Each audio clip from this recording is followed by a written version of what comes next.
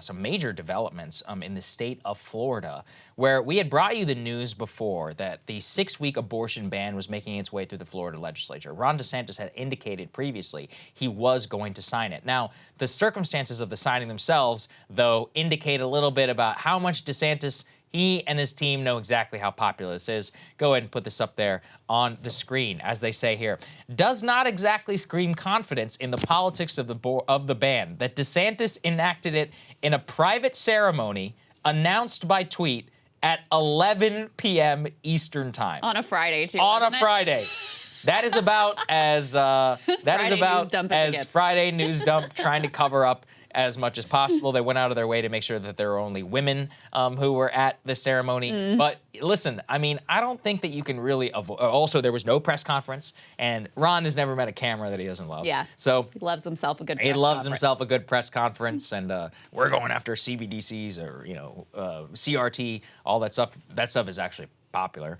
This one, well, I think he knows exactly what it is. 6-week abortion ban in the state of Florida. And this is really fascinating because, as we already know, currently, this is just Florida, University of North Florida, late February. 75% of Florida residents are either, quote, somewhat or strongly opposed to the bill, including 61% of Republicans. Ooh. And I think this is always important to underscore, where these people are so hamstrung by the evangelical right on a national political level, and specifically in a Republican primary, that they really see more downside from pissing off an activist portion of the base than people who are probably going to go along somewhat, or even the median voter, in terms of the politics of it. And there is no question in my mind, this is the single most unpopular thing that Ron DeSantis has ever done. And interestingly enough, it's one of the only ones, though, that he's being cheered for amongst conservative media figures, and not any of the criticism. But we know, electorally, this is a nightmare. It's a disaster. You know, people in Florida do not support this. People nationally also really don't support it. I know the arguments about, why should political polling, et cetera, from the evangelicals who support this stuff. Listen, that's your right. You can believe what you want. I'm talking about purely on a political basis. Yeah. It's clear that this is not popular in that state, and we know for sure nationally. Yeah. Oh, it's devastatingly unpopular. Yeah. I mean, it's up there with, the things that have been like defund the police, right? Yeah. It is almost as unpopular as something like, imagine if a national Democrat actually passed defund the police statewide into law and is seen as a top contender for the presidency. Like, how you would view this. That's basically how you should view this as well. But there is such a powerful and very organized constituency within the Republican base, even though it's a pretty small minority of the Republican base that actually wants this level of ban passed. They may be open to like a 15-week ban or something like that in the Republican base. But 6-week ban is basically a complete ban. Most people don't even know they're pregnant at 6 weeks, right? There are exceptions here for rape and incest. So, just to get into the specifics of the law. But you have to prove that you were raped. You have to prove that the child is a product of incest, which is, in and of itself sort of like dehumanizing and, sort of grotesque. So it is a very extreme law that has been put into place, which politics of it are really important. And the reality of it is also really important. And the way that the reality is going to make it even more politically unpopular, I think, is noteworthy here as well. But Saagar, to your point about the way that this is such a difficult issue for Republican politicians because of where the public is versus where this group of highly organized activists are, which have really been a driving force within the Republican Party for years and years. New presidential contender Tim Scott has really sort of wrapped himself around a wheel with all of this. He clearly knows how unpopular things like a 6-week ban are, but he also knows that he's got pressure from this, activist base inside the Republican Party. He's always framed himself as very, very, very pro-life person. But when he first announced that he was, forming his presidential exploratory committee, he got asked by a number of reporters what he would do at the federal level. Would he pass a national abortion ban? Is there other legislation that he would support at a national level? And he was a mess in terms of trying to respond to any of this. Take a listen. Yes, sir. Would you support a federal ban on abortions?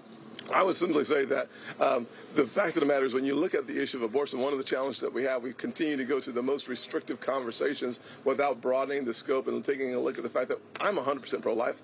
I never walk away from that. But the truth of the matter is that when you look at the issues on abortion, I start with the very important conversation I had in a banking hearing when I was sitting in my office and listening to Janet Yellen, the Secretary of the Treasury, talk about increasing the labor force participation rate for African-American women who are in poverty by having abortions. I think we're just having the wrong conversation. And he goes on from, I mean, you brought up Janet Yellen, like literally what are you talking about? And that reporter, I think is a Newsmax reporter, like pressed him, and he continued to just sort of word salad his way through it. And that was not the only exchange he had on this issue where he just fell flat on his face, Saagar. Right. Yeah, let's go ahead and take a listen to that. It was with Ali Vitale over at NBC. Now he is completely doing an about-face after a pressure from the base. Here's what he had to say. But is 6 weeks the right mile marker? Well, the people have decided that their elected leaders have the opportunity to do so. So I say absolutely, as the culture of life is being protected, we should celebrate that. States will have different varying views on that. But yes, if I were president of the United States, I would literally sign the most conservative pro-life legislation that they can get through Congress. Even if it was 6 weeks?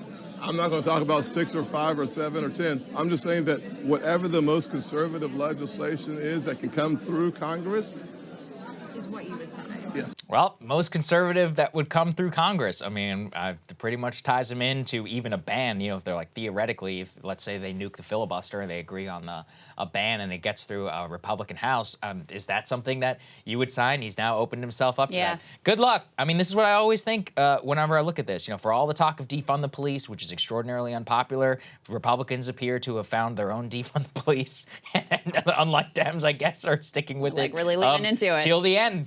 We'll see. Hasn't worked yet on a single statewide ballot. Every single statewide or local race that has come onto abortion has gone the Democratic way. It's been a massive electoral disaster for many Republicans on the ticket, all the way, all the way down to like the county level. I've seen in some cases.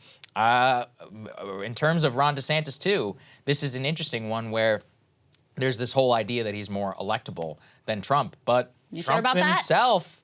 I don't think he's even close to Ron DeSantis on this issue, despite having appointed the justices for that overturned Roe versus Wade.